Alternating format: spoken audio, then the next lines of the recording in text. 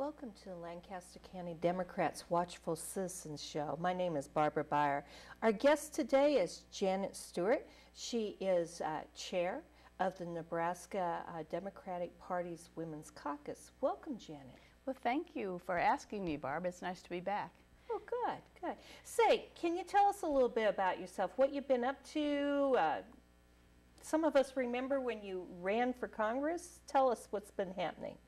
Well, I do live in Fremont, Nebraska still, which is in Dodge County, which is a little bit north and west of Omaha. And I practice law there with my husband, Richard Register. And I was elected to be the chair of the Nebraska Democratic Women's Caucus in September of 2005. So I've been working on that. And I have some other organizations that I participate in. And so I'm practicing law and, just doing what I can to kind of help women within the Democratic Party. So what are some of the issues facing women in today's Nebraska? Well, it depends on which woman you're talking to, I think, more than anything. But it's like the issues of education, jobs, economic support for their families, health care, child care. The war in Iraq is, of course, very important. And for women in my age group, we're starting to think a lot about retirement security and how we're going to support ourselves when we get to retirement age. Do you think that there's a lack of balance or a lack of that's different for women as they approach retirement than it is for men?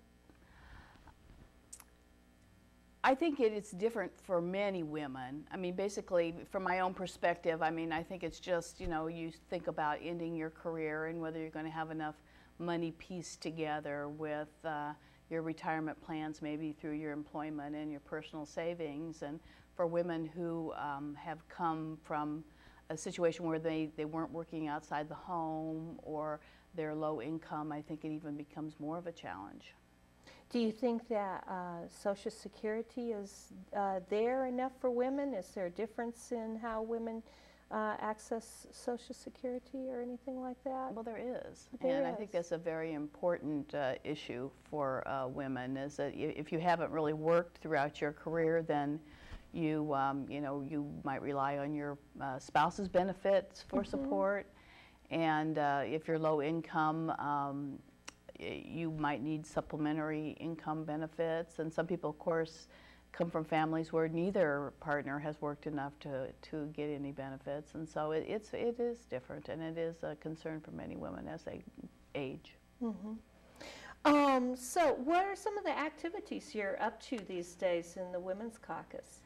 Well, what we're doing right now is getting ready for the 2008 election. The Democratic Party is having a caucus on February 9th where we're going to select our presidential candidate, our preferred presidential candidate. So the Women's Caucus really wants to encourage Democratic women to show up and participate in that process. That's very new and exciting, and it's new to everybody, even people who have been active in the party for a long time. So we're really hoping that there'll be a good turnout, a lot of women showing up and voicing their preference, and hopefully it will be a very good thing. We hope that maybe we'll bring more people, more women into the party. And so how does the caucus system work?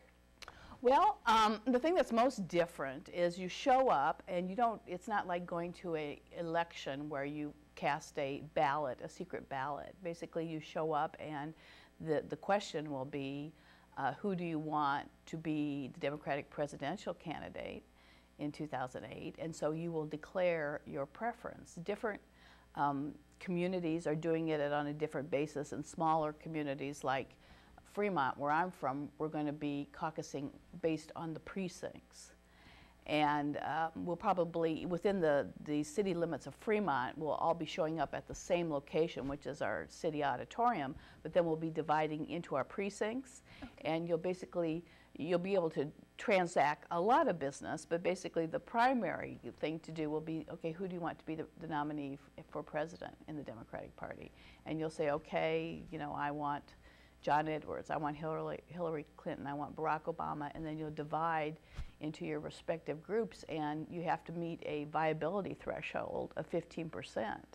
And if your candidate doesn't get the 15% in support, then you have to join another group, and there's a give and take and a discussion amongst the different supporters of the candidates, trying to persuade somebody to come over to their side. And it's a very interactive and I think challenging process. And I look forward to it, and I've heard from many Democrats within the state of Nebraska that they're also looking forward to that. So it's like a consensus building activity then? Well, it is, and I think also, I mean, there's some trade-offs that kind of go through the process. Like, you know, you might say, well, I will support your candidate, but I want your support to be elected a delegate to go to the county convention. And so it's all very new and exciting, and I'm certain daunting for some people who have been used to doing it, you know, the same way in their lifetimes, and now all of a sudden, if you want to declare your preference for president, you have to show up and you have to actually talk about it, and it's going to be a challenge. So does that mean we don't have a primary then? We do have a primary, and the presidential candidates will still be on the primary ballot, and so people can go and vote for their preference in the May primary, but the race will already be decided by that date. Which has frequently been the case over the last 20 years. By the time we get to our May primary here in Nebraska, other states have, you know, selected who the presidential candidate's going to be, and this year we have a chance to get there early enough maybe to actually have a meaningful vote that's going to count.